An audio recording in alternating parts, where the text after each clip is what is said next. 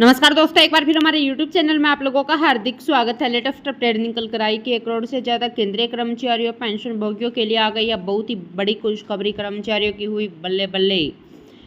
18 महीने का DA arrear मिलना शुरू। 20 नवंबर का दिन है बेहद ही खास। तो दोस्तों हम आपको सब डिटेल में बताएंगे कि कर्मचारी और पेंशन भोगियों के खाते में 18 महीने के बकाया डीए एरियर का कितना पैसा आने जा रहा है। अगर आप हमारे चैनल पर फर्स्ट टाइम विजिट कर रहे हैं तो चैनल को लाइक कर दीजिए, सब्सक्राइब कर दीजिए, साथ ही साथ बेल आइकन को भी बजा दीजिए ताकि गवर्नमेंट या पेंशन से संबंधित जितने भी न्यूज आती हैं उनकी नोटिफिकेशन आप लोगों के पास तुरंत पहुँच सके। तो करते वीडियो को स्टार्ट बिना किसी देरी के।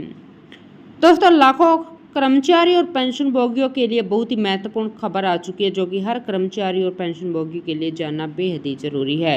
कर्मचारी और पेंशन भोगियों के 53% महंगाई भत्ते को लेकर उसके साथ में 18 महीने के डीए एरियर को लेकर बड़ी खुशखबरी आ गई है। इसके लिए पेंशन भोगियों को 20 नवंबर तक इंतजार करना होगा। 20 नवंबर का दिन कर्मचारियों के लिए बेहद ही महत्वपूर्ण होने जा रहा है। कर्मचारी और पेंशन भोगियों का महंगाई भत्ता 50% से बढ़कर 53% कर दिया गया, लेकिन अभी तक इसका भुगतान कर्मचारी पेंशन भोगियों के खाते में नहीं किया गया, ना ही 4 महीने का एरियर का भुगतान किया गया।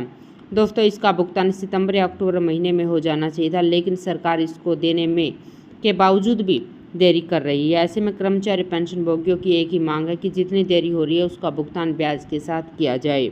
सरकार हमेशा जानबूझकर इसका भुगतान देरी से करती है। ऐसे में सुप्रीम कोर्ट की गाइडलाइन का ध्यान रखते हुए देरी होने पर ब्याज का भुगतान किया जाए। दोस्तों केंद्रीय कर्मचारी पेंशन भोगियों का महंगाई भत्ता साल में 2 बार बढ़ाया जाता है, एक बार जनवरी महीने में और दूसरा जुलाई में। अब जनवरी से कुल महंगाई भत्ता 50% हुआ है और वही जुलाई 2024 से कुल महंगाई भत्ता 53% हो गया है।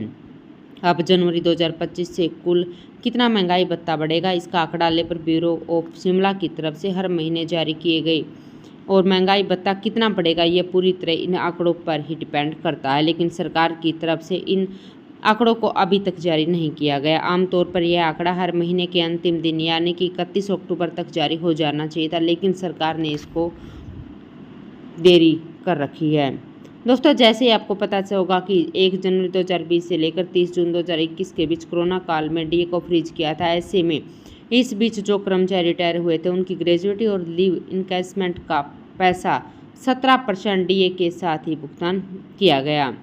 दोस्तों वास्तव में कर्मचारी अगर 1 जनवरी 2020 से 30 जून 2020 के बीच रिटायर हुए तो उनके 21% डीए के साथ ग्रेजुएटी और लीव इनकैशमेंट का पैसा मिलना चाहिए था। वहीं पर अगर पेंशन भोगी 1 जनवरी 2020 से 31 दिसंबर 2020 के पीरियड में रिटायर हुए तो उनको 24% के हिसाब से लीव इनकैशमेंट और ग्रेजुएटी का भुगतान किया जाना चाहिए था। और वहीं पर अगर कर्मचारी 1 जनवरी 2021 से 30 जून 2021 के बीच रिटायर हुए तो उन्हें 28% डीए के साथ लीव इनकैशमेंट और ग्रेजुएटी का भुगतान किया जाना चाहिए था, लेकिन इस दौरान रिटायर हुए कर्मचारी को केवल 17% के हिसाब से ही ग्रेजुएटी और लीव इनकैशमेंट का पैसा दिया गया।